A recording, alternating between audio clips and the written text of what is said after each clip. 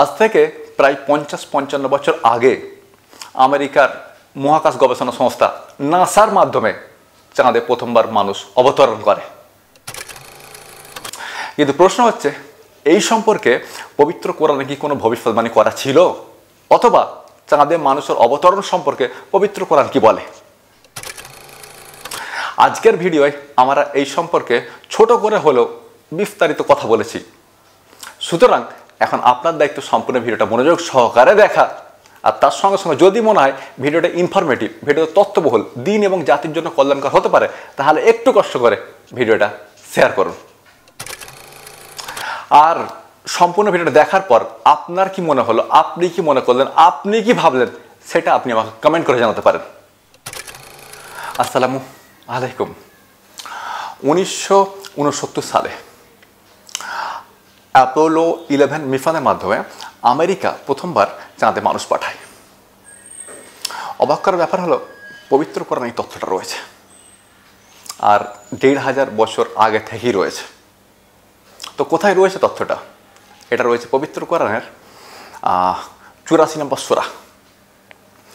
সূরা ইনসিকাক, আয়াত নম্বর 18 এবং 19। আয়াত নম্বর 18তে আল্লাহ সুবহানাহু ওয়া তাআলা বলছেন যে ওয়ালকামারি ইজা তাসাক, শপথ চাঁদের যখন তাতে অবতরণ করা হবে, শপথ চাঁদের যখন তাতে অবতরণ করা হবে।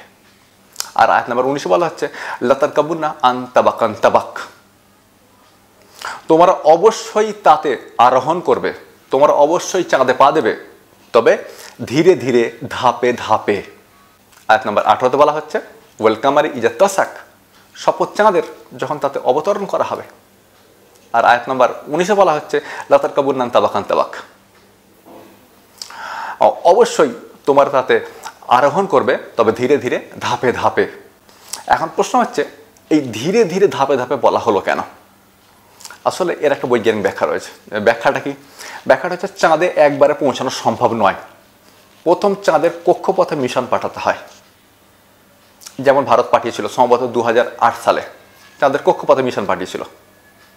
তারপর চাঁদে রোবট ল্যান্ড করাতে হয়, যেটা ভারত এই গত বছরে করলো চন্দ্রযান 3-র মাধ্যমে।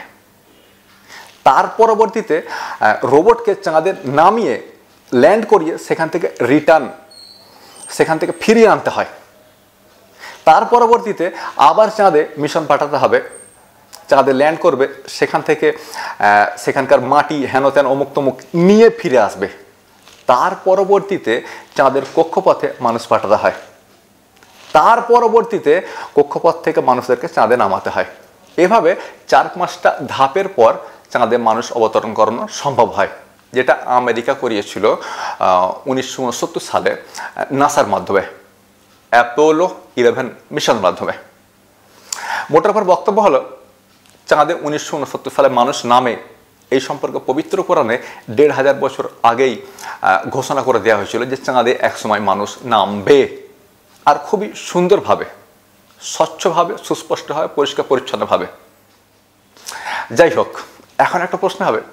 প্রশ্ন হচ্ছে এটা যে, আপনি তো স্মার্ট তাফসীর থেকে অনুবাদটা আমাদেরকে দেখে দিলেন, আয়াতটা আমাদেরকে স্ক্রিনে দেখে দিলেন, কিন্তু প্রচলিত অনুবাদগুলোতে, আমাদের ঘরে থাকা অনুবাদগুলোতে আমরা এরকমটা দেখতে পাই না কেন? এরকমটা দেখতে পান না, কখনো পাবেনও না। কেননা এগুলো গাঁজাখড়ির ডাব্বা, গাঁজাখড়ি তো ভরপুর।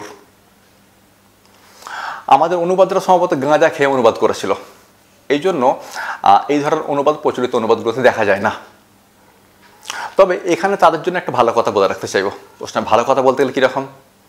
19 নম্বর আয়াতটার অনুবাদ আমি যেটা করেছি তারাও ঠিক সেটাই করেছে, শুধু 18 নম্বর আয়াতের অনুবাদ তারা ভুল করেছে। এখন 18 নম্বর আয়াতের অনুবাদ যদি সঠিক করা হয়, তবেই 19 নম্বর আয়াতটার সঙ্গে 18 নম্বর আয়াতটার প্রসঙ্গ ম্যাচ করবে।